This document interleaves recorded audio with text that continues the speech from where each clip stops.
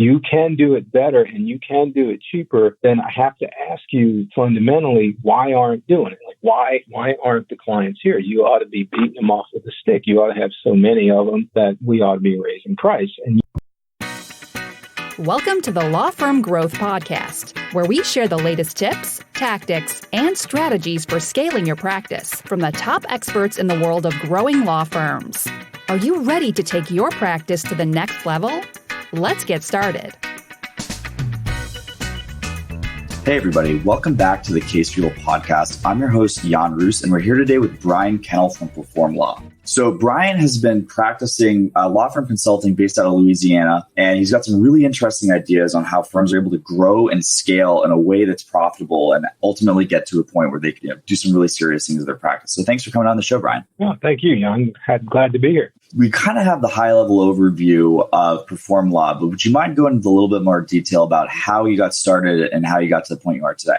In the beginning, as I say, I was a law firm administrator for a large firm, and that, believe it or not, was also a time where innovation was starting to hit the law practice and business concepts and processes and things like that began to come more to the forefront. So it was kind of like the practice or the profession started to evolve into more business. And so while it was difficult and challenging, it was a really exciting time to be involved in law firm management. But, like all things, I was young when I got there, and I decided, after working my way up to the sort of top position in the law firm, I wasn't ever really going to be a legal partner there. And so there really wasn't a place for me to go, but I loved doing it. And so, I also wanted to start my own business. So I always had that kind of a sense of kind of what I wanted my career to shape up like. So I did that and did a couple of those, and one of them not so good. One of them went well. And then once I sold that, did my earn out, I launched Perform Law because I really liked consulting. So we launched Perform Law back in 2003. And really, I was just trying to get enough clients, had a very exclusive approach to it. I wanted to just serve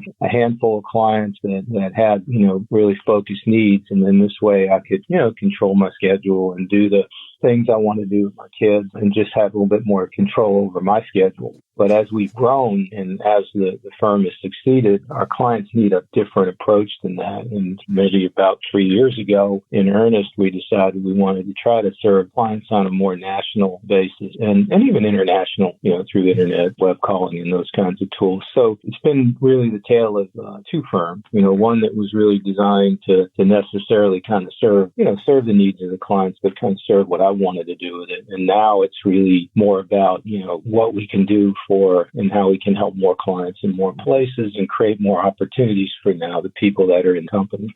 So we've had a pretty long journey going from 2003 all the way up to 2018 at this point. So we're about 15 years down the road at this point. You mentioned the changing needs of the law firm. Like, what do you think are the major trends that are changing now versus when you started the practice, Brian?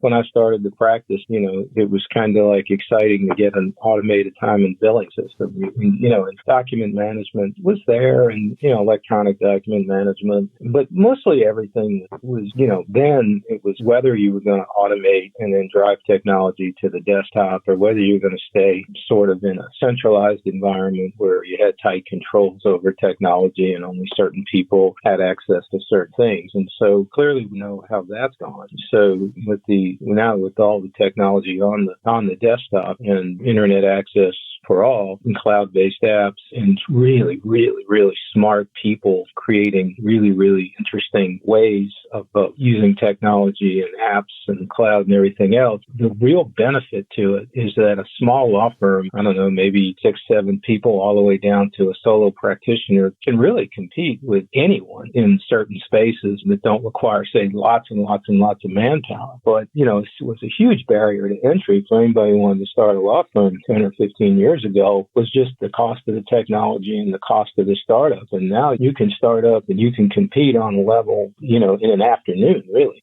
And that, I'm sure that kind of goes to your ability to scale across different parts of the country, too, because it's not just these people who have these giant firms, these giant budgets that are bringing the retainers these days. It could be anyone who can really figure out this technology, which is kind of exciting on some level. But I could imagine the level of competition has risen a bit, too, because those barriers to entry are no longer keeping new upstarts from entering the markets. Yeah, it's true. And as I'll tell you, it's very difficult. You take your average senior partner and you run into a lot of this sort of philosophical struggles, or even kind of where people are in their career. And so you might have the power in a law firm, it may be concentrated among, guys in their 60s, for example, and they're kind of looking at it like, look, if I can, they look at technology and innovation and all of this change as something that they want, by and large, not all of them, but a lot of them look at it like, all I got to do is outrun it for 2 or 3 more years and it'll be somebody else's problem, instead of looking at it like, what a huge opportunity to do things differently, than I've ever done them, do more things for more people, even though those things that you're doing for those people may not necessarily generate huge legal fees. It doesn't matter. It's a different business model. And so you focus more on, how you deliver your services, what you do for people, how you help people, how you solve their problem, and not necessarily on, I've got to make my hours this year. I've got to bill this much or they'll cut my points. And so, in a lot of ways, technology, people are threatened by it, but I see it as a huge opportunity. And frankly, it's an opportunity to take that which is sort of truly mundane about what it is a lawyer does all day long and automate that and allow them to use more of their creative. Right. And we just wrapped up a series with the Law Firm 500. It seems kind of counterintuitive, but these days it really seems like the firms that are growing the fastest tend to be the ones that are focusing on this process stuff. And this is probably in stark contrast to the way things were 25 or 50 years ago, where it was sort of hang up your shingle, let the best lawyer win. It seems that the people that, if anyone hasn't been considering, the power of these sort of things, this is how you're either going to break through and start eating the competition's lunch, or how the competition's going to break in and start eating your lunch. So it's definitely a really important thing to focus on. And that kind of gives us the opportunity to segue a little bit. So, huge volume of stuff that you guys are doing over for law firms over at Perform Law. So I guess the first question is, usually when somebody comes in and says, hey, look, how do I grow my law firm? Big, hairy question, but how are you guys thinking about that and the priority of things that you'd introduce? Well, typically they don't necessarily say, how do I grow my law firm? They say, we need more clients and we need more business. Okay. And so, which I understand, growth tends to be sort of characterized in terms of, clients coming through the door or, fee revenues collected or whatever. But really, first thing we do is kind of challenge them to consider, to define growth in better terms. For example, growth in the organization, growth in what the organization can do, growth in the organization's ability to deliver services at competitively better pace than their competition, the ability to pay at or above market because their processes are efficient. We look at pricing policies and say, look, is there an opportunity in the market for, a unique way to price these services? And so it's really important when you start that growth discussion, that first thing we like to focus on here is getting our clients focused on, let's define what growth really is. Is it growth just in revenue? Is it growth in profit? Is it growth in capability? Is it better efficiency? Is it innovation? What exactly are we trying to accomplish here? Yeah, a very important question as well, because people kind of just have this onwards and upwards mentality about things. But the reality is, it's like, you're going to get what you start setting these numbers towards. And, having kind of the outside counsel to really say, okay, look, what's this? This is a very, very important process. This is something that we've heard a lot in this past season we had. When it comes to growing a law firm, a lot of the times it's almost easier just to think about how to get more cases out there. But, what we've seen a lot of the people that have gone through this journey and been very successful the way out is getting a really good team around them. And, there's a lot of ways that these other people have sliced it from the ones that we've interviewed so far. I'd really like to talk to you, Brian, about how to attract A players. And, some of the stuff that you guys do around comp structure is really interesting. So do you mind speaking about that a bit? Yeah, the cost structure is critical for a number of reasons. If you have a competitive cost structure, it allows you to, drive a different bargain in marketplace. And what do I mean by that? I mean, it's not just we're coming in at the lowest possible price, but if you understand your cost structure and you have it under control, you can price, it can impact your price. And so you can price, and I use that word specifically because it's not really just what you bake into your hourly rate.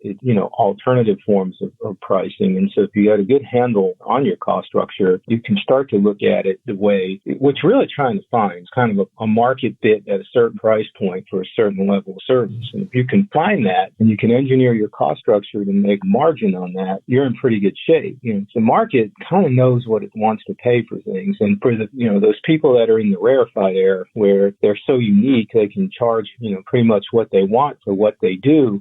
Clearly the cost structure is important, but it's more important as a matter of housekeeping. They don't necessarily live and die on their cost structure. There are things that are more important to people. But for the overwhelming majority of law firms, if you have a bloated or inefficient cost structure and you don't understand, what really drives the cost in a small to mid-sized law firm, which is what we focus on, then you're going to just constantly just watch your bottom line erode, and you're going to have very little power to do anything about it because, your clients are just not going to agree to keep increasing your rates. So we drill in really hard on that cost structure, and we try to get our clients to understand right on down to the cost per hour, and honestly, the cost to provide certain service in a certain way. And we look at, before we increase price, which, is harder to do, the first thing we look at is, hey, can we re-engineer this? Can we either automate part of this? And can we shift the workload around? We look for things and opportunities to create margin in-house, and then we go drive the market or try to drive the market with our clients because we know at least that we're efficient, and we know that our competitors, if we're efficient, we at least have that advantage over our competitors. So we've got this initial drill down that's happening when somebody ends up working with Brian. And I'm sure you guys see a lot of different law firms, not only the ones that end up signing with you, but I'm sure, some sort of this investigation is happening before you sign a client. Now, based on this giant set of data that you have, what would you say are some of the common pitfalls that are driving up the costs in a law firm that are preventing from scaling? Yeah, it's kind of interesting. First of all, law firms are typically, I'd say still the majority of some of the younger, more innovative ones don't see it this way, but they all have to have lots of space, lots of conference rooms, lots of space. If you want to drill it down right to the specific. And while a lot of them talk about letting people work remotely and taking advantage of that, and they don't really or are not really yet comfortable with, using that as an advantage. And so, typically the things that drive up costs are, space and capital that really for the average client than anything doesn't help them or their case one way, at least from their point of view. The second thing is, salaries, and law firms have this sort of tendency to collect people. And what I mean by that is someone will come in and they're smart and they can do a certain thing and they can do that thing really, really well. It's really kind of nice to have that person there because they can do that thing, but they only get a request for that thing and they only have a demand for that service, sporadically. And so you wind up having this sort of collection of people with skill sets and talent that are idle half time. And it's really hard to overcome that. So the thing that drives up costs most in a law firm is a lack of focus around, a finite level of things that they can do and do really well. Right. And then digging down a little bit into that challenge of having the really good resource that's happening, infrequently, a couple ways that people can usually do that, especially with, some of the new advances in technology we were speaking about earlier. Now, are you typically recommending people kind of go for maybe that remote stuff that you were talking about, or maybe getting an of-counsel relationship, or, how do you generally advise people to go about remedying this?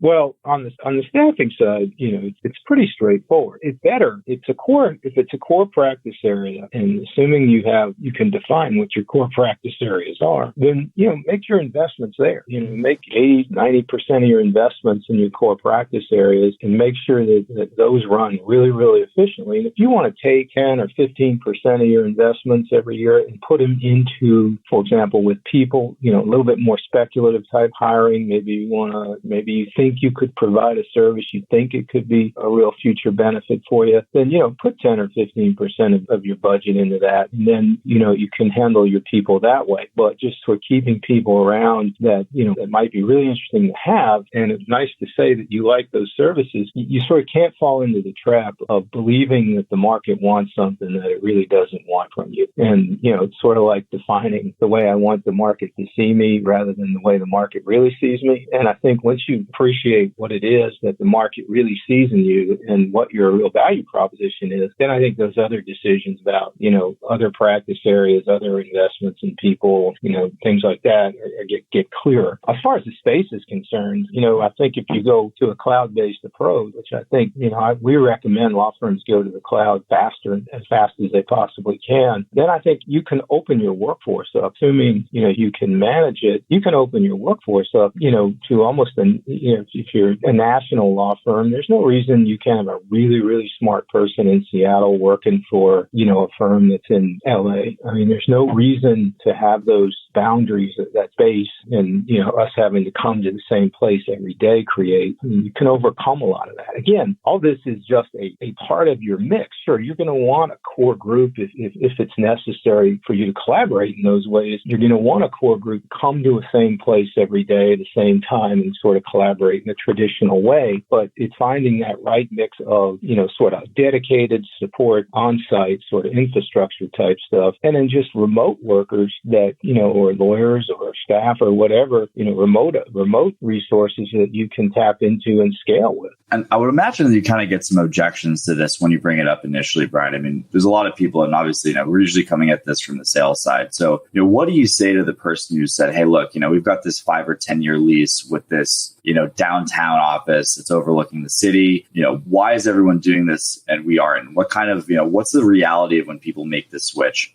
Well, I mean, think of it a real practical sort of an example. Let's say you have what's typically known in a lot of circles in sort of legal parlance is, let's say you have an income partner, real good technician, real strong lawyer, but doesn't really supervise anybody and doesn't really have any clients or anything, but they do this certain thing in this services that you provide. This is really, really important, and they do lots of it. So there's no reason, and let's assume that person lives an hour or 2 hours from the office. There's no reason to eat up, 1 to 4 hours of that person's schedule every day in a car. Okay. It makes absolutely no sense. And so by allowing remote working concept in that situation, you can manage your payroll costs because you can say, look, you're kind of topped out on what we can do for you on salary in the position you're in. But what we can do for you is we can cut commuting costs down to next to nothing. And so, you wind up getting real less than obvious benefits out of it. Plus the hours go up because, they're not having to spend 2 to 4 hours a day in a car. It's just one example, but, and you have to have it. And the big objection to, if you want to stay with remote working, the big objection to it is, well,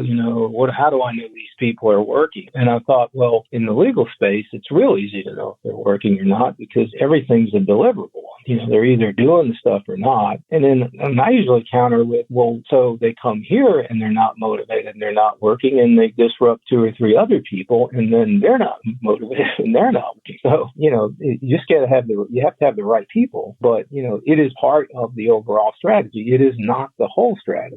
It's just part of it.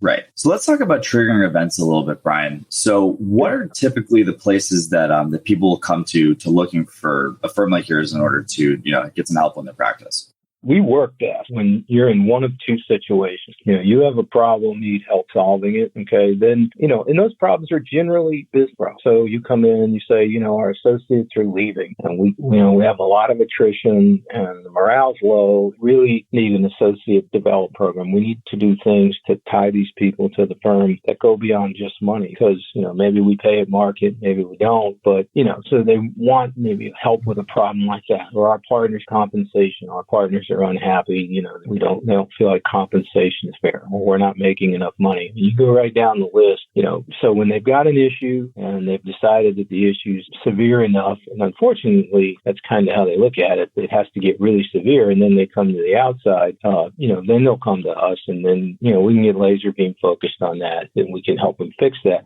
The other part of it is if you've got somewhere, and this is really fun for us because we have several clients that have somewhere they want to go. They've got a vision and it's pretty clear and they know where they want to go. They just can't execute it. Okay. They can't, they don't either have the time or it's not in their makeup or they don't have the in-house resources to execute on whatever their vision is. And so that's where we have a saying here, if you know where you want to go, we'll get you there. We specialize in that. We figure out, the way you can get where you are to where you need to be, okay, where you want to be is what we really focus on. So we enjoy that. That's a lot of fun. So that firm that's looking to kind of establish a new thing, we spoke a little bit about the market research, but how are you generally recommending these people go out and get new cases for the most part? Well, it's different, obviously in every situation. Well, it's really different, not necessarily in every situation. The fundamentals are there. The best practice there. It's just how you apply. I mean, the things that a solo law firm is going to do or a very small law firm is going to do focused on consumers is going to be different than, say, a larger law firm that's focused on sophisticated buyers with well-entrenched buying processes in those companies. So the consumer side is actually, it seems easier. It is and it isn't. I mean, on the consumer side, let's say you're doing, personal injury or bankruptcy or something like that, you're reaching out to individual people in certain channels. Social media channels work well for those. On the more sophisticated side of it, it's easier in one sense because you kind of know where all the buyers are and kind of concentrated in one place. But unfortunately, I think in some ways, there are walls around people, and penetrating those walls by design in a lot of companies is very difficult. So it's a little bit more methodical on the sophisticated sort of buyer side. So the way we do it is we start out with sort of a strategic marketing plan. That's kind of where you want to go, and why you want to go there and why you think when you get there, you're going to have something to say. You're going to be able to find a value along somebody's buying stream. So, we focus more on sort of the B school marketing, if you will, with the sophisticated buyers because, it's more focused on trying to work within a large institution with institutional buying rules. And so on the consumer-oriented side, you can use a lot more. I know in your book, you talk about AdWords, and that's certainly an option, and sort of a direct consumer outreach. I mean, some of the plaintiff, firms all think that television, you go with TV, TV's everything. You just got to get like those other guys. And there's a whole science to that. But mainly what we do more than anything else, because we're more of a firm that, again, if you think about what I said, we're more about helping you get where you want to go. So once we sort of get your strategy laid out, once we get, the why and the how and what you're going to do when you get there laid out, we like to figure out, at that point, okay, what's the approach? And then we associate other people. So we would bring in a digital marketing expert. If you don't have that in-house, we would, if you need graphic support, we help you with that. If you need, content, if you need marketing help, if you need better web development, it's all of that sort of the way we approach it is just once you sort of, if you think of it, we do the strategy and then we sit down and we help you figure out how to implement that. So it really depends on, and there's no silver bullet. It's not that easy. Everybody's offering a different approach and everybody brings different value. Right. So a couple of things I want to drill down on a little bit there, Brian. So for one, it's we're kind of returning to this importance of focus over every, getting a direction in place, and then the rest, there's a lot of resources out there, and you guys definitely provide some big value and connect people with that. But once you have that direction in place, it's really a lot of that stuff is just available to put into place. And I can also say, on our end for the firms that we've been working with, having that strong differentiation from the rest of the market is absolutely critical in this day and age. Because if you're just one family law divorce attorney that's, next to 600 different ones on Avo, sometimes really tough to compete on anything but price. But, when you're the person based in Texas who works on complex, royalty rights coming from oil fields, and you're the only people in the area that can do that, then all of a sudden you have the ability where you can charge a better price. You can, get those metrics for your profitability a lot up. And, it all really starts with that strategy thing. And it's one of those things that, in our experience from the firms that we've been spoken to, it's very, very hard to do that in the beginning because there's kind of this sense of, we're going to take what we're going to get. But, once you really drill down on that stuff, it's definitely super valuable. And yeah, and the sales stuff too is pretty interesting too, because, in some ways it's a lot easier. The rules around attorney advertising are a lot more clear than the rules around solicitation, which is traditionally how we see a lot of people pursuing this stuff in a B2B fashion in, realms other than the law. So, if I could ask a little bit more in terms of, how are we block and tackle getting into these firms for the most part for those big business clients where, it seems to be kind of a mystical area where you have these, the giant Paul Weisses of the world and such. You just kind of have this crazy, 100+ year reputation, the white glove partners, all that kind of stuff. How are you kind of recommending people get started or improving those processes to get those big business clients? again, this is a difficult conversation with firms sometimes because they may say, look, we can do, anything those guys can do, we can do better and cheaper. And so the first thing, we start with is, okay, all right, so that's a pretty bold statement. You can do it better and cheaper. Give me some examples of that. Give me some specific wins or some specific successes you've had in those areas. And, let's kind of stack those up, because I a lot of times fall into that role. And sometimes they kind of like ask me every once in a while, like, hey, whose team are you on? And I'm like, look, I'm trying to be the objective guy in the room. You're saying to me, you can do it better and cheaper than the guy that I'm using right now. And I'm just saying, prove it.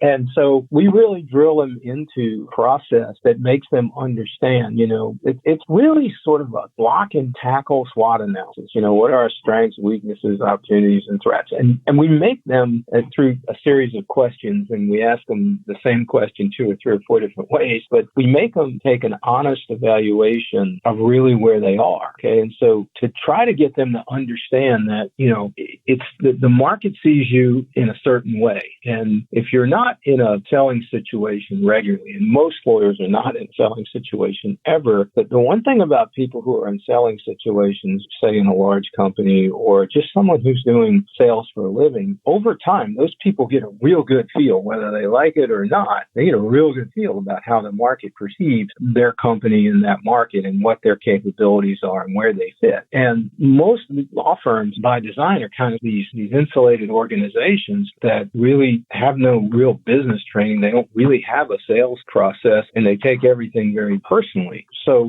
and you need your lawyer to have high self-esteem. I'm not saying that you want to crush their confidence and send them out, but to an extent, you have to bring them around to, an understanding of how the market really sees them. And if you can do it better and you can do it cheaper, then I have to ask you fundamentally, why aren't doing it? Like, why aren't the clients here? You ought to be beating them off with a stick. You ought to have so many of them that we ought to be raising price. And usually it means that you may actually be able to do it better. You actually may be able to do it cheaper, but now we have to talk about how we communicate that. You can't just go out there. It's not as effective to go out there and just say, I can do it better and cheaper. Everyone says that. Okay. And it doesn't even have to be cheaper. It just has to be better. And you have to make the case through your marketing efforts, whether that's a content marketing strategy, whether that's speaking, that it just involves effort to get out there into the conversation, get yourself into the conversation about these services, make yourself relevant any way you can, any way you have to.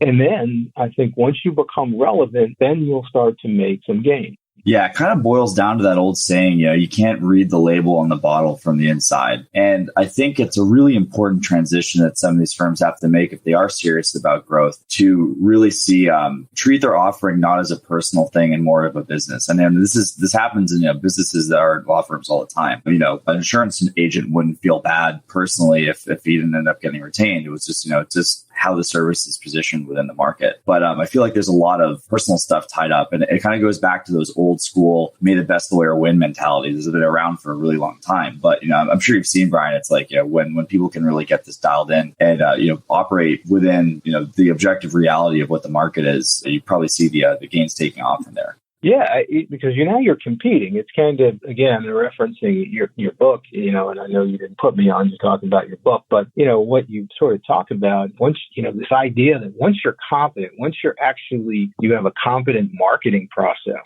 okay, then only then can you really start to enter into the conversation about whether or not you're a right fit for a particular service. And if you come sort of to the game, and we get this quite a bit when we're sitting down with people, some people are all ears and they're excited and they want to learn and they want to do it. And those people in that situation, you give them a little bit of advice, you help them get organized, and then you get out of their way. They're already motivated. They already know what they want to do, and they're going to do what it takes. But you'll get that other group of people who have already decided for the market how the market's going to view them. Okay. And unfortunately, that is typically not how the market views them. So those are the ones that struggle. And so you have to go through this process, and it can be a little bit, humbling to an extent. You have to go through this process of sort of and putting yourself, as you say, reading the label from the outside of the bottle, you got to look at yourself critically and say, okay, if I can do all these things that I say I can do, then is it just how I'm communicating that? Why is it that people am I being overshadowed? What is it about this? And if you have an open mind and you're willing to try some things that you're not comfortable with, I think you can start to have, our experience is you've had success when you put yourself into uncomfortable positions. We see that when you're willing to do that, you can start to progress.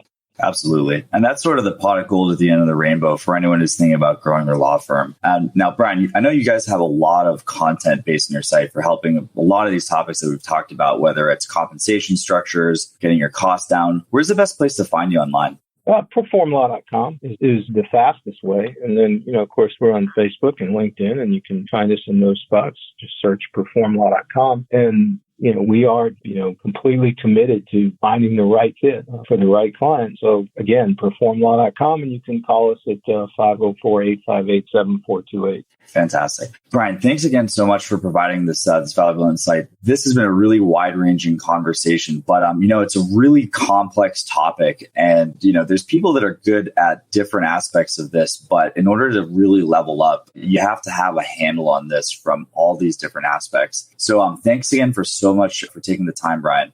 I appreciate it, Jan. And if there's anything anybody needs, just go to our website. Lots of free resources out there, and always happy to publish more and send us your thoughts. All right. And I'd highly encourage anyone who is touched in any way by this conversation to go out and look for that. So thanks again, guys, for tuning in to another episode of the Case Fuel podcast, and we'll be with you next week. Thank you for listening to the Law Firm Growth Podcast. For show notes, free resources, and more, head on over to casefuel.com/podcast. Looking forward to catching up on the next episode.